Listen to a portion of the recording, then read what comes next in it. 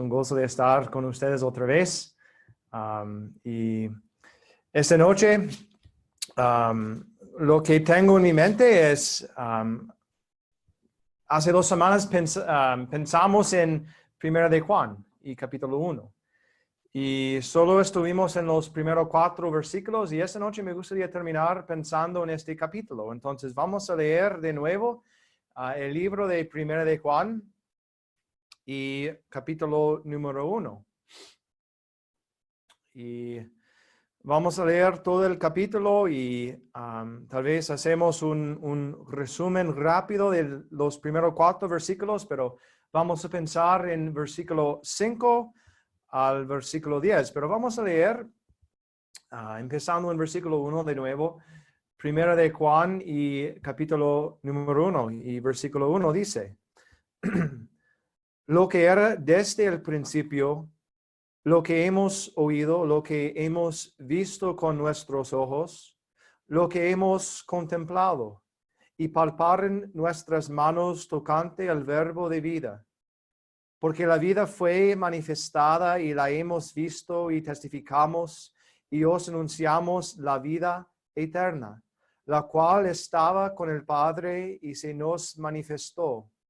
Lo que hemos visto y oído, eso os anunciamos, para que también vosotros tengáis comunión con nosotros, y nuestra comunión verdaderamente es con el Padre y con su Hijo Jesucristo. Esas cosas os escribimos para que vuestro gozo sea cumplido. Versículo 5. Este es el mensaje que hemos oído de él y os anunciamos. Dios es luz y no hay ningunas tinieblas en él. Si decimos que tenemos comunión con él y andamos en tinieblas, mentimos y no practicamos la verdad.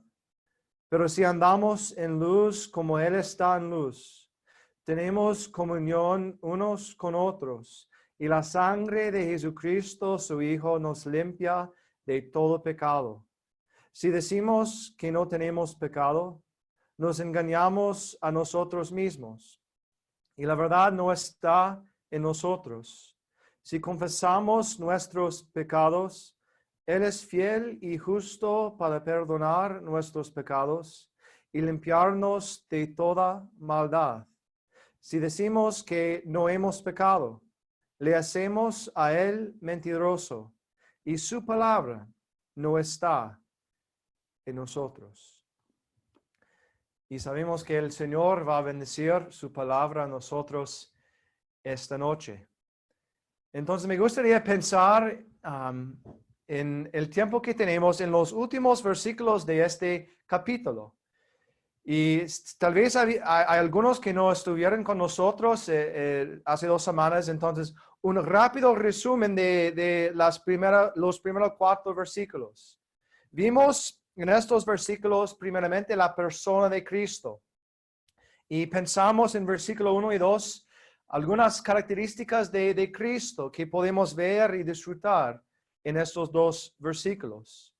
Y cuando llegamos al versículo 3, vimos que en ese versículo, no solo la participación o la comunión que tenemos con Cristo. Y al final, versículo 4, pensamos en la plenitud que viene de Cristo. Y pensamos en estos versículos como un proceso, algunos pasos. Tenemos que disfrutar la persona de Cristo si queremos gozar la comunión, la participación con Él.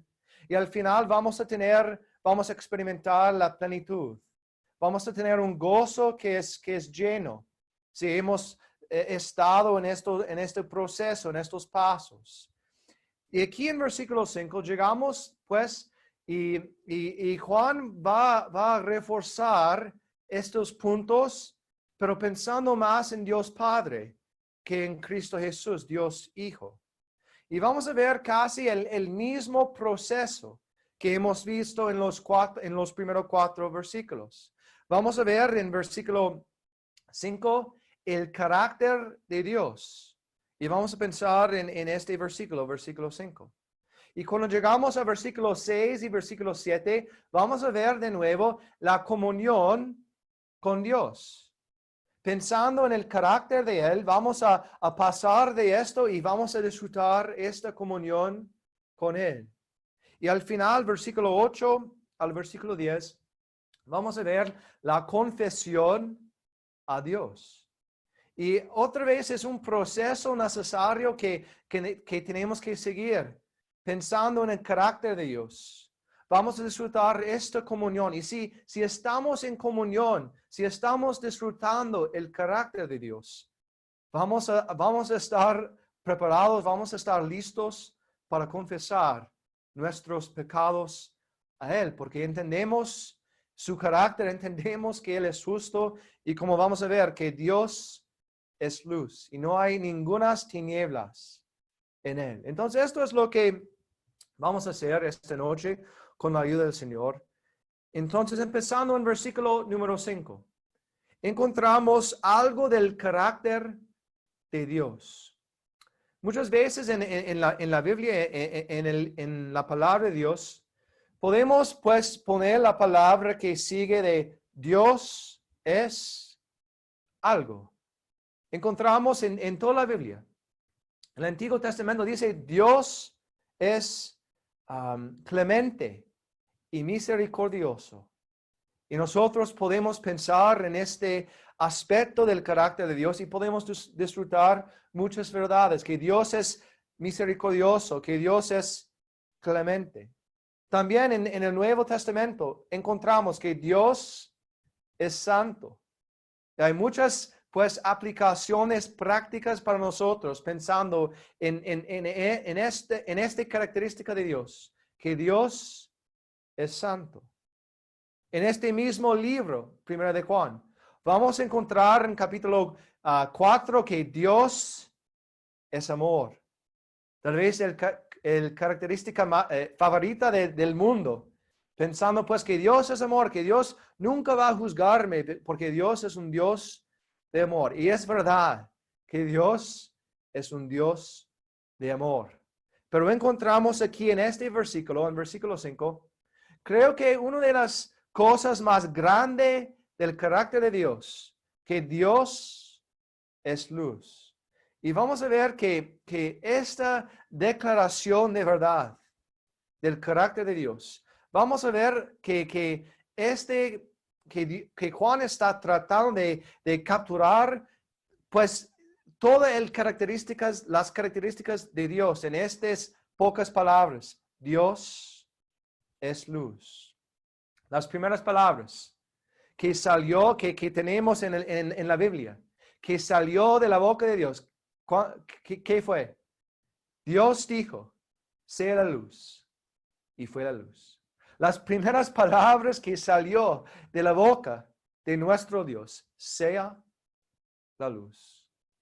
En el último capítulo de la Biblia, encontramos ahí en Apocalipsis 22, hablando de la presencia de Dios, de su hogar eterno, dice así, dice esto, no habrá allí más noche y no tienen necesidad de luz ni de lámpara, ni luz del sol, porque Dios el Señor los iluminará y reinará por los siglos de los siglos. Empezamos en el primer capítulo. Terminamos en el último capítulo. Vemos que Dios es luz. Entonces vamos a notar algunas cosas de Dios acerca de su persona relacionado con esta gran verdad que Dios es luz. Vemos en los Salmos 4, que en la presencia de Dios hay luz. Dice Salmos 4, muchos son los que dicen, ¿quién nos mostrará el bien? Alzad sobre nosotros, oh Jehová, la luz de su rostro. En la presencia, en la persona de Dios, vemos que hay luz en Él. Pero también en su probidad, en su justicia, vemos que hay luz. Salmos también dice, exhibirá tu justicia como la luz. En sus vestidos, en sus prendas, podemos decir, hay luz. Dice Salmos también.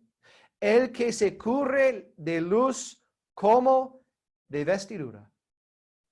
Dios es luz. En cada aspecto de Él vemos que Dios es luz. En sus palabras. Siempre en los salmos vemos esta gran verdad. Que dice Salmos, la exposición de tus palabras alumbra.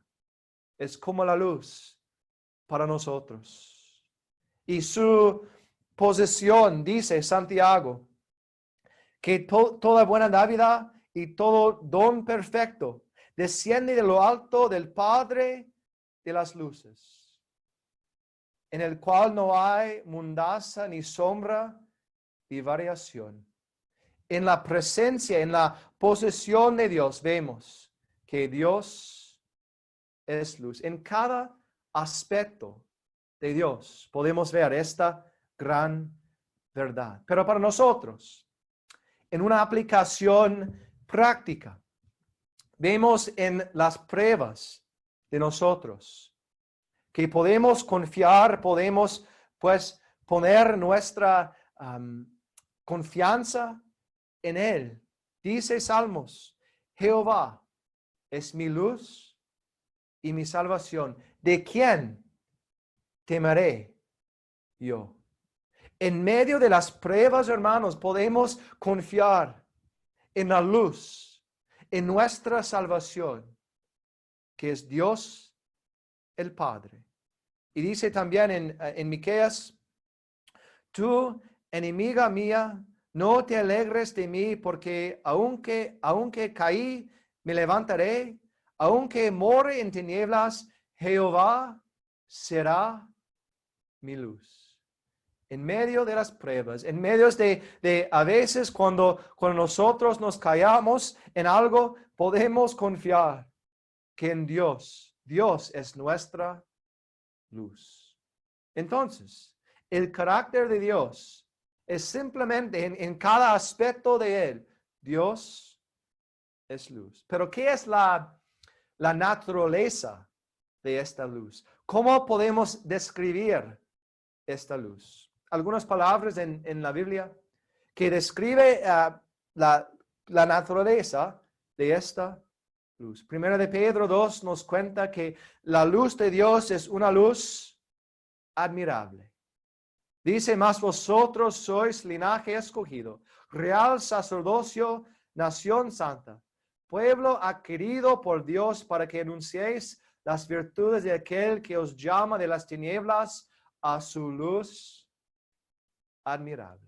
Es una luz admirable, maravilloso, podemos decir en otras palabras. Pero también dice Mateo 4, hablando de la luz de Dios, es una luz grande. Dice, el pueblo asentado en tinieblas vio gran luz. Es una luz grande, no es una luz pequeña que es tal vez casi puede ver en las tinieblas, una luz que es puede ver pues una luz en la distancia. No, es una luz grande, hermanos. Pero dice también, es una luz eterna. Según el profeta Isaías, el sol nunca más te servirá de luz para el día, ni el resplandor de la luna te alumbrará, sino que Jehová te será su luz perpetua, eterna. Y el Dios tuyo por tu gloria. Es una luz admirable. Es una luz grande. Es una luz, hermanos, eterna. Y esto es nuestra esperanza. Esto es el carácter de nuestro Dios. El Dios quien es luz. Pero dice también, versículo 5, nos habla del otro lado. No solamente nos cuenta que Dios es luz, pero dice también al final del versículo, y no hay ningunas tinieblas en él. No hay ningunas tinieblas en él. Yo estaba pensando otra vez en el principio de la Biblia. Primero capítulo otra vez. Y desde la oscuridad del universo habló Dios. Dios mandó la luz, Dios dijo, sea la luz, desde la oscuridad del universo, en Génesis 1 y versículo 2. Y después, otra vez, en los últimos capítulos de la Biblia, después de el juicio final, en Apocalipsis, dice Apocalipsis 21, oí una gran voz, otra vez la voz de Dios, desde de la oscuridad, de este momento que es tan triste, que es tan horrible. Cuando dice, todos los que no estaban escritos en el libro de la vida, fue lanzado al lago de fuego. Pero después de esto, Juan pudo escribir, oí una gran voz que dijo, que decía, y aquí el tabernáculo de Dios con los hombres, desde la oscuridad de estos momentos de juicio. Otra vez la voz de Dios que decía, he aquí el tabernáculo de Dios con los hombres, y Él morará con ellos. Pero esta noche es importante pensar también como creyentes, y tal vez algunos escuchando que todavía no son salvos. Y podemos ver un momento de oscuridad cuando no encontramos la voz de Dios. En la cruz de Calvario, dice, el Hijo de Dios entró en la oscuridad por 3 horas. Y después de estas 3 horas de oscuridad, no vino la voz de Dios. No vino pues el mandamiento de Dios pidiendo luz. No, escuchamos el clamor del Hijo de Dios. Dios mío, ¿por qué me has desamparado? ¿Por qué me has abandonado en esta oscuridad? Dios no, en una manera, Él no estaba. Él no estaba porque en Él no había tinieblas. Cristo fue abandonado.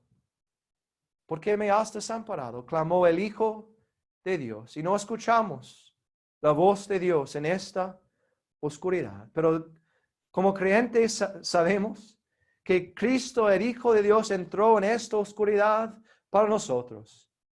Que Dios salió, tal vez no con su voz, pero salió satisfecho con el sacrificio de su Hijo amado en la cruz del Calvario. Y ahora nosotros, pensando que en Dios no hay ningunas tinieblas, podemos apreciar de nuevo las palabras de 2 Corintios que dice, porque Dios que mandó de las tinieblas resplandeciese la luz, es Él que resplandeció en nuestros corazones para iluminación del conocimiento de la gloria de Dios en la faz de Jesucristo.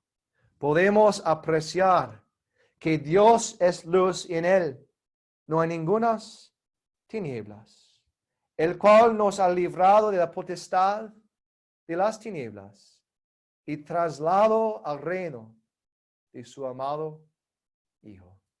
Hay mucho que podemos aprender, podemos apreciar de esta característica de Dios, el carácter de Dios, que Dios es luz.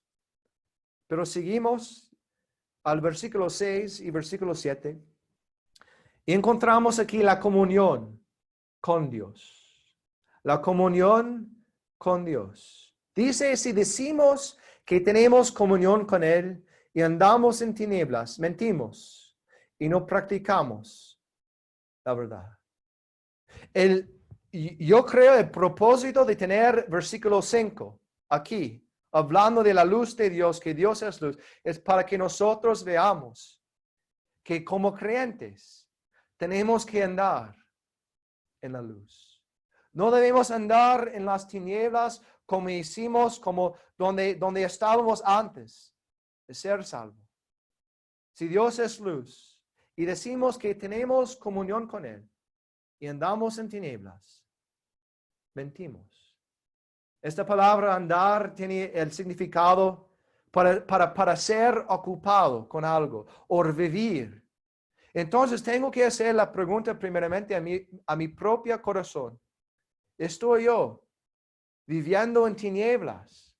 Viviendo en experimentando cosas que en realidad yo no debo hacer como un creyente de este Dios que es luz. Pero ¿qué es entonces las tinieblas? Tenemos que entender qué es las tinieblas para ver, tal vez yo estoy andando en las tinieblas. Dice primero de Pedro que las tinieblas primeramente es los deseos carnales. Los deseos carnales. Dice primero de Pedro, amados, yo os ruego que os obtengáis de los deseos carnales que batallan contra el alma, los deseos carnales. También primero de Pedro nos cuenta que las tinieblas del mundo es la deshonestidad, la borrachera, dice primera Tesalonicenses, las obras infructuosas, dice Efesios, pero fornicación y toda inmundicia o avaricia, ni un sin nombre entre vosotros, como conviene a los santos. Si vivimos así, no sé si hacemos tal vez un pecado una vez. No, pero dice, si andamos en esto, si estamos viviendo en esta condición, dice la palabra de Dios, si vivimos así, somos mentirosos y no practicamos la verdad. Debemos tener evidencia en nuestras vidas que somos creyentes de este Dios que es luz. Andar en la luz, dice versículo 7, pero si andamos en luz. Entonces hemos pensado en qué es las tinieblas. Entonces la luz es el opuesto de esto. Los deseos carnales. Entonces para andar en la luz es vivir para la santidad y la pureza. Si la tinieblas es la deshonestidad, entonces si andamos en luz debemos ser marcados por la honestidad. Si andar en la tinieblas es la borrachera, entonces si andamos en la luz significa la sobriedad. Las obras infructuosas, entonces debemos andar en las obras fructuosas. Esto es andar en la luz, como Él está en la luz, dice estos versículos. El ejemplo de Cristo. Podemos pensar en el ejemplo de Cristo. Dice Juan 1, la luz en las tinieblas resplandece y las tinieblas no prevalecieron contra ella. Y esta es la condenación, que la luz vino al mundo y los hombres amaron más las tinieblas que la luz. El ejemplo de Cristo. Él era la luz, él era la luz del mundo, Él es la luz del mundo. Pero dice, había pues un enemigo contra Él, las tinieblas de este mundo, de los hombres, de el corazón del hombre. Entonces tengo que hacer la pregunta a mi propio corazón. Es muy fácil leer estos versículos y decir, pues, yo conozco un hermano que está andando en las tinieblas. Voy a hablar con él después. No, hermanos, primeramente tenemos que pensar en nosotros mismos. ¿Estoy yo andando en la luz como Él está en la luz? Si yo, siendo honesto con mí mismo, puedo decir, pues hay cosas en mi vida que tal vez está parte de las tinieblas. Tenemos que quitar. Tenemos que echar estas cosas de nuestras vidas porque Dios es luz y no hay ninguna tinieblas en Él. ¿Y qué promesa tenemos al final de este versículo? Hablando de la sangre de Cristo Y la sangre de Jesucristo, su Hijo, nos limpia de todo pecado. Un versículo que muchas veces está usado en el Evangelio. Y es bueno usarlo en el Evangelio. Porque para una persona que no es salvo, esa gran verdad aplica a un pecador. Que la sangre de Jesucristo nos limpia de todo pecado. Puede ser perdonado, limpiado, lavado de su condición de pecado por medio de la sangre de Jesucristo. Pero es interesante también que en este versículo habla del presente. Dice, no nos limpió del pecado o nos limpiará del pecado.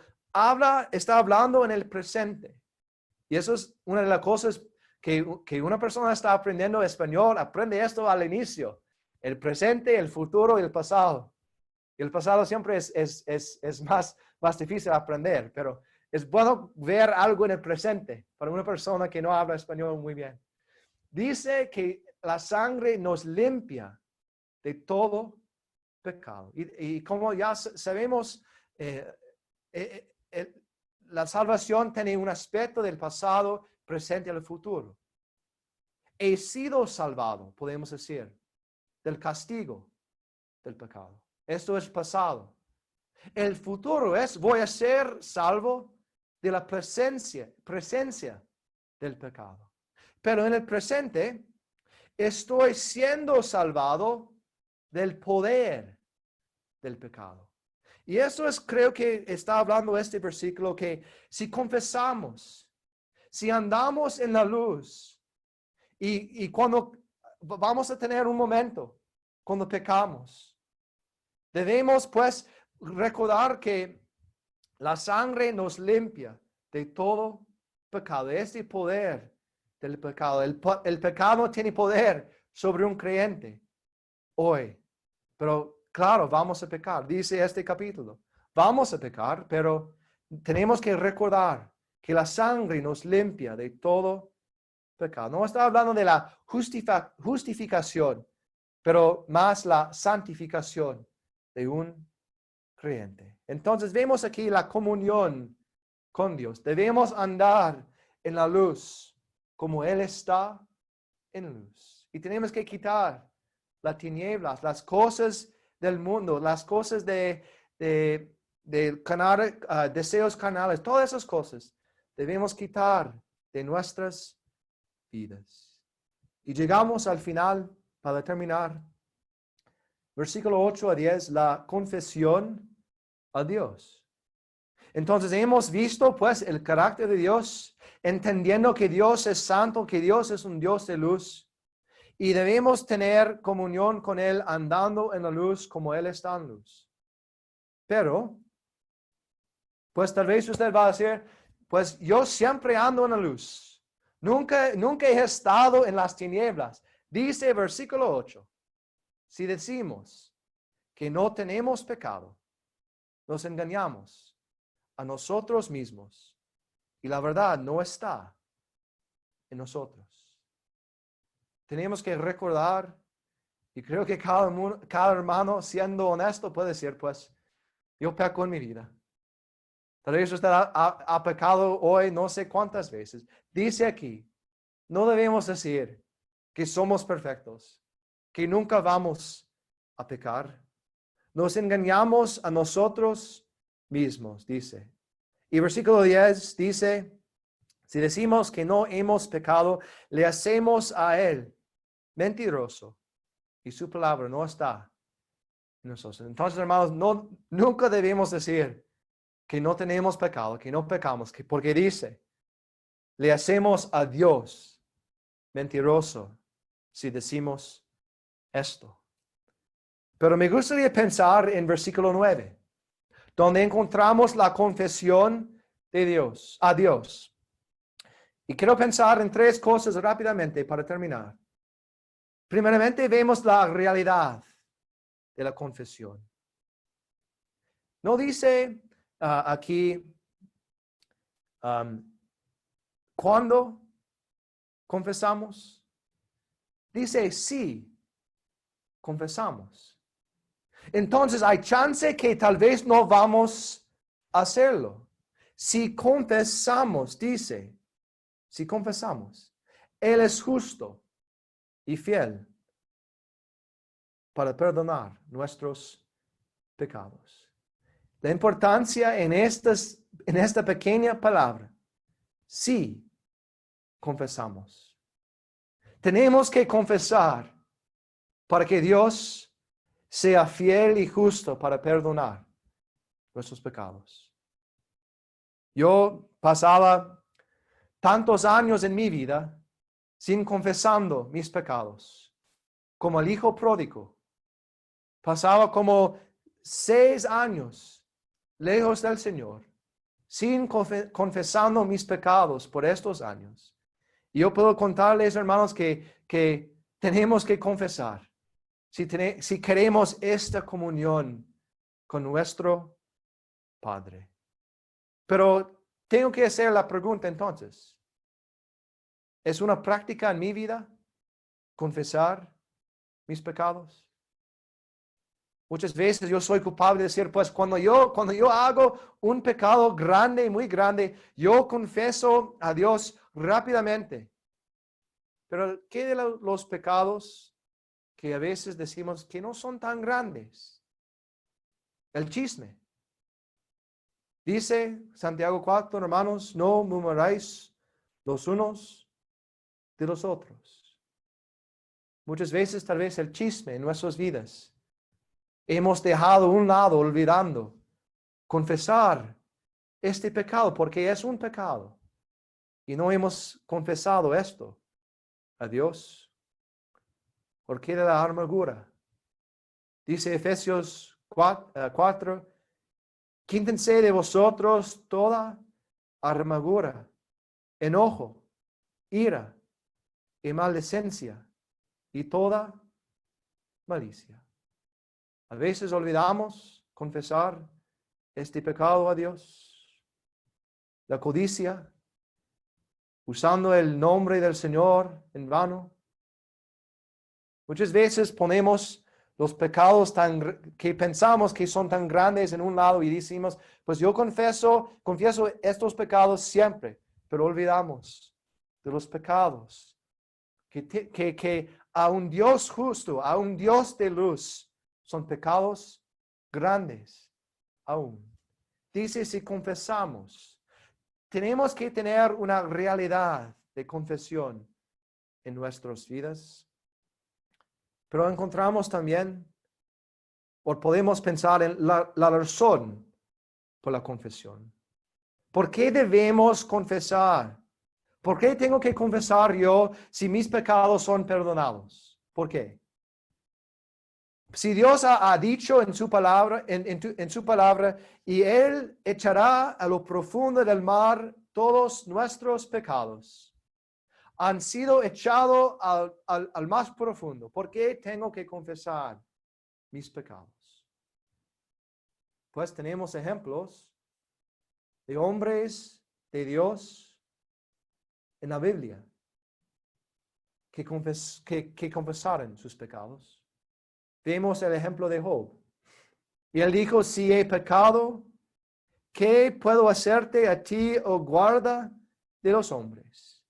Job siempre estaba pensando, pues, buscando pecado, si hay pecado, había pecado en su vida para confesar. David, en los Salmos, leemos muchas palabras de confesión de un hombre que era un amigo de Dios.